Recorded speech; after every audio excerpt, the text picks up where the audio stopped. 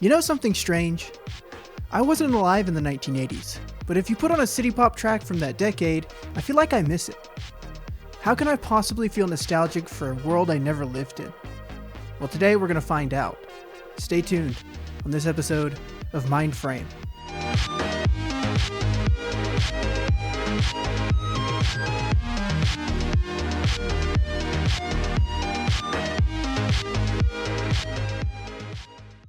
The feeling I described earlier actually has a name.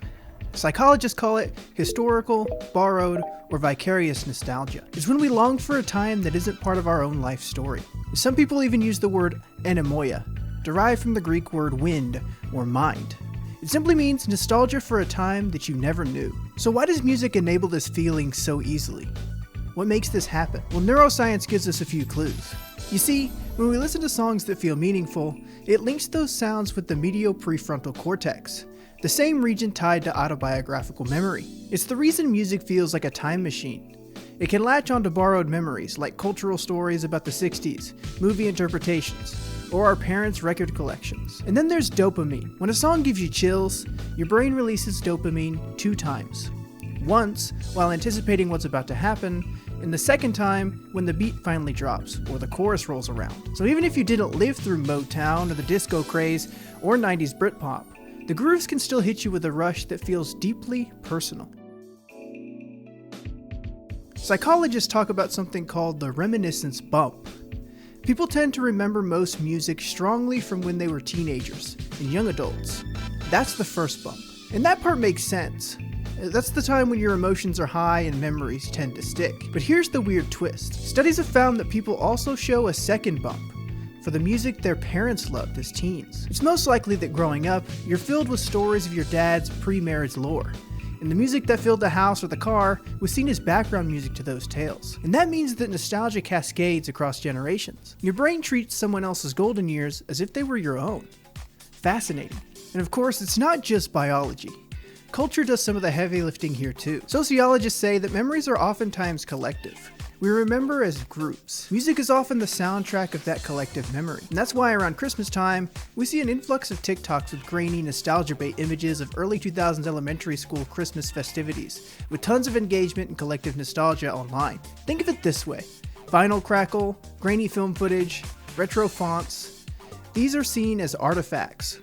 Cultural artifacts. When we see or hear them, our brains fold them into a kind of storybook version of the past. We step into that memory, even if we weren't there. But what's the game?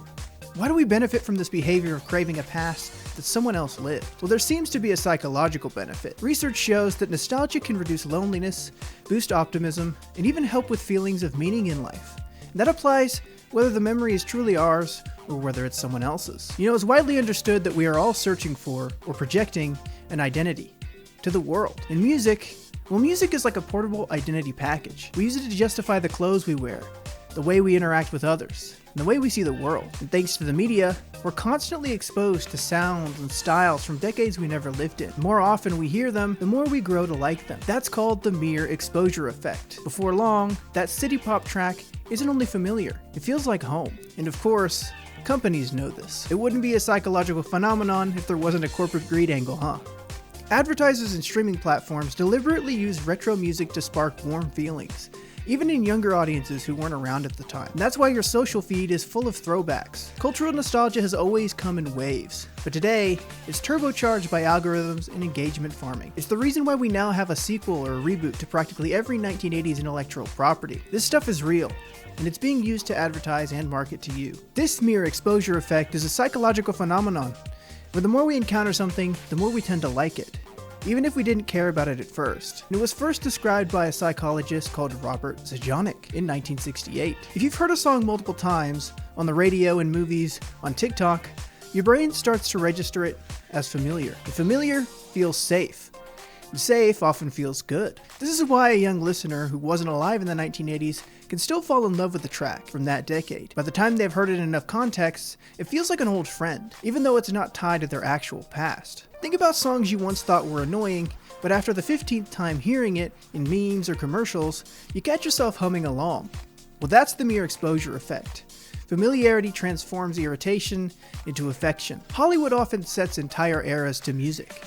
Stranger Things revived Kate Bush's Running Up That Hill, making a song from 1985 a new memory for Gen Z. Film and TV create pseudo-memories, cultural associations that feel nostalgic because they're attached to stories we've consumed, even if we weren't there. Psychologists note that even vicarious nostalgia helps us define who we are and where we belong. Wearing vintage band tees or making retro playlists isn't just taste. It's a way of saying, this is my tribe. That ties into why teens and young adults in particular latch on to past decades when forming identity. Economic and cultural stability also play a factor into all this. Studies show that nostalgia spikes during times of instability, like economic downturns, pandemics, and cultural shifts. And that helps explain a little bit why retro trends cycle faster than ever today. People tend to lean on stable cultural symbols from the past when the present feels often shaky. And those cascading reminiscence bumps we talked about earlier show how memory systems adopt other people's soundtracks. And that it's not just parents. It can be peers, older siblings, or entire communities passing down musical eras. But one important thing to note is what we call nostalgia for an era often isn't accurate. It's just a filtered version.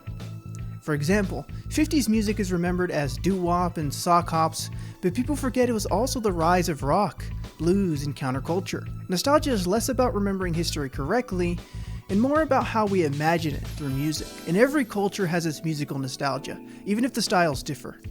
Folk songs, chants, or old lullabies often evoke longing for a simpler or a lost time. This phenomenon keeps the collective memory alive, whether we lived it or not. So maybe it isn't so strange that you miss the 80s, or that Gen Z dresses like it's 1997. We're not lying to ourselves. It's simply participation in a shared cultural memory, one that music makes feel immediate and feel real. And it turns out that nostalgia doesn't have to be personal to feel powerful. Sometimes the soundtrack of someone else's past can become the background music of our own identities. So if this video made you think differently about your own playlists, share it with a friend who's also living in the wrong decade. And share your favorite nostalgic artists in the comments below. We'd love to know about them. And I want to thank everyone who watched and engaged with the last video. Its performance is really encouraging to me and my team, so please keep commenting and engaging with each other if you're enjoying the content.